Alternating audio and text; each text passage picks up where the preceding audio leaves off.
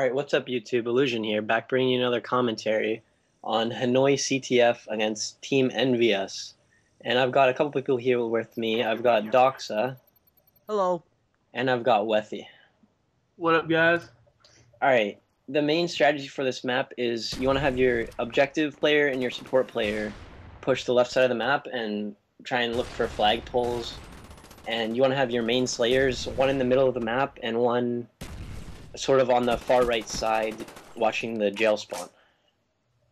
So, I have to ask, why would you, why do you want to set up this way?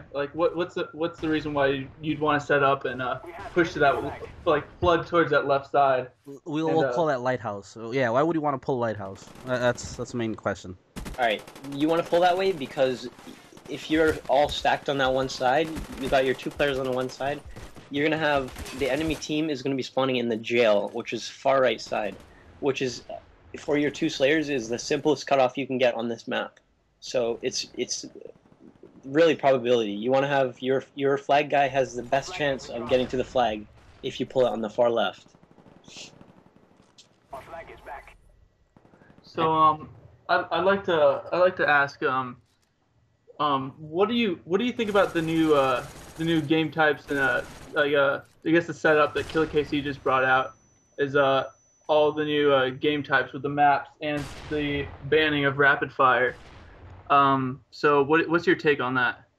Personally, I think banning Rapidfire is wonderful because a lot of teams got used to running Rapidfire steady aim and they're just running 3 or 4 subs on any map, and it really was not a show of skill at all. And them changing the domination respawn to 7.5 plus removing Villa CTF and Hanoi Dom really is going to widen the skill gap, I think.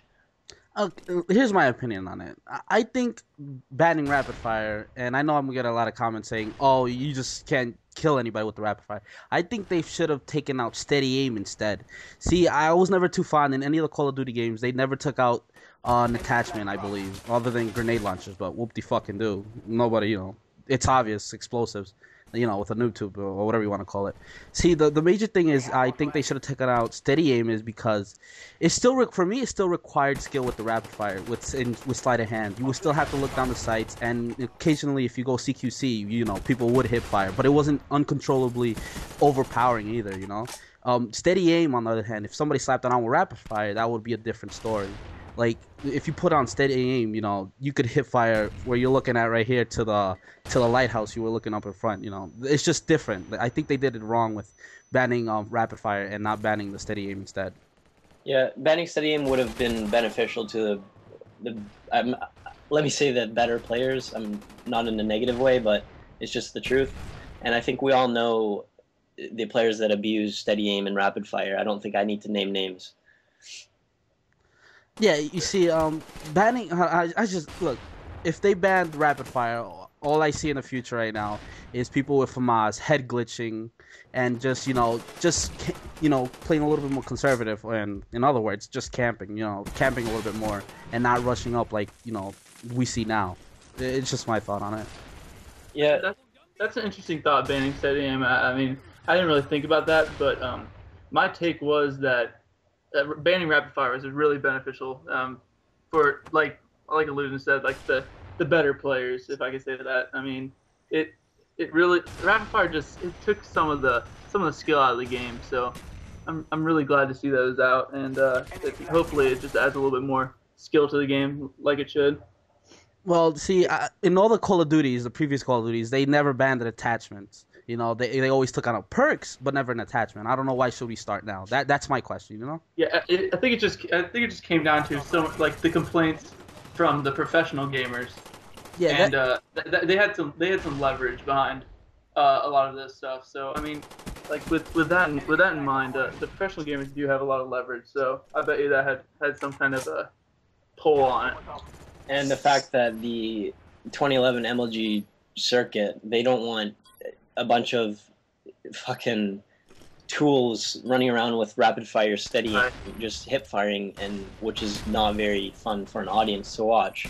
The audience wants to see skill and setups and competitive play. They don't want to see a team of 4 morons running around with steady aim and just fucking mowing through the competition. Yeah. Yeah. See, very true. that's another thing. You know, I've noticed in this game, if people complain about it enough, eventually MLG or whoever's in charge of, you know, updating the gameplay, I mean the playlist, they're obviously gonna do it. That's another thing. If you complain enough in this game, you'll get it done. So guess what? I'm gonna just start complaining. Ban steady aim. That's all I'm gonna start doing. Right. That's All what right, I'm gonna start guys, doing. you heard it first here. Doxa is gonna start complaining. Yeah. Apparently that's what you have to do here. In this Apparently, right now, that's the first. no. You know, I'm gonna just start say, hey, ban steady aim. You could take out Rapidfire, you could take out steady aim. Or we could, you know. I mean, I'm sure you'll have support because there's a lot of players that want steady aim banned. I will put myself in that group, and I'm sure Wethy will put himself in that group too. Yeah. And on the subject of MLG and MLG events and stuff, so there's talk of if there's going to be a online pro circuit or not. And I mean, I personally I missed out on the Modern Warfare 2 pro circuit due to me playing a sport in college. So I want to know, like, what do you guys think is going to happen? Because I really want to go to MLG events. I want to get my pro status. So what do you guys think is going to happen with this online pro circuit? I think I'm not sure. I've heard things. You know, nothing's 100% sure. But I thought the thing was gonna be like, you know, like it was in Modern Warfare 2. You know, it would PS3 would have the LAN events for Black Ops, and Xbox 360 would be online. You know, they would have online nationals, and PS3 would have you know, the event in LAN or Dallas. I think it's going to be actually an online qualifier for a PlayStation. I'm not sure if Xbox is actually going to have anything. I haven't heard anything, but I know the PS3 and Black Ops are going to have its own main stage at all events. So it'd basically be like Halo 3 or Halo Reach, as you guys probably watched before, where it's big payouts and main stage in all the events, whereas not just online PCL 1, PCL 2, PCL 3, and then nationals. It's all the events. Yeah. And they have, and also like some of the top teams that were on the pro circuit and were at the nationals, at Dallas Nationals, they get automatic acceptance into the MLG events. So that kind of will take away from the online qualifiers, because some of the top teams will not be in the online qualifiers. So that'll kind of leave some room for the people that are looking to get into the events to I don't know, just maybe make it a little easier, but we'll see what happens. Okay, see, Illusion, I know you told people that they've got to control the middle building here. Why isn't your team doing it, or are you pulling through middle building? I know most of the teams do that, but why are you pulling the lighthouse? I know you said on the other side you need to control light, but I'm seeing a little different here. Yeah, right now Envy's doing a really good job of holding us back. Although we're up 2 flags, we still want to put pressure on them. And since they're doing a really good job of stacking that right side, the spotlight, I'm having to improvise my routes and pull different routes to try and get the flag out of there. So sometimes you'll see me pull theater, sometimes you'll see me pull middle. It's just to kind of catch them off guard, since they're setting up pretty good. Okay, see, I like how you said, you know, you had to improvise and everything. But I know some other teams, you know, that would go against Envy, you know, like, I don't know if this is the right word, like amateur teams, you know, people who are trying to get, you know, some recognition in this game. I know some teams that would, you know, have one flag up and, you know, would just camp, you know, 4-man D. Is that a smart idea in your, you know, as you personally, or what?